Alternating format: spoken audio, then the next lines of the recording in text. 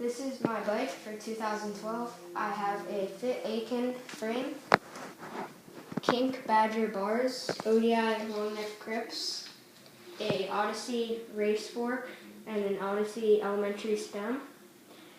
My brake setup is a Odyssey trigger lever with Odyssey top cable into a Snafu Mobius detangler, and then into Snafu bottom cables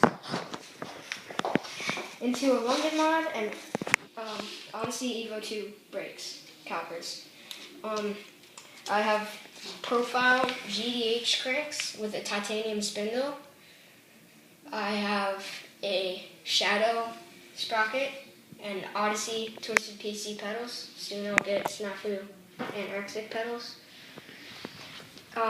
My wheels are in the back is a profile mini with chrome spokes and on a chrome rim. And the front wheel is an alienation deviant rim on tie rainbow spokes and into a profile mini hub. My tires in the front is a 20.215 KHE Mac 2 tire.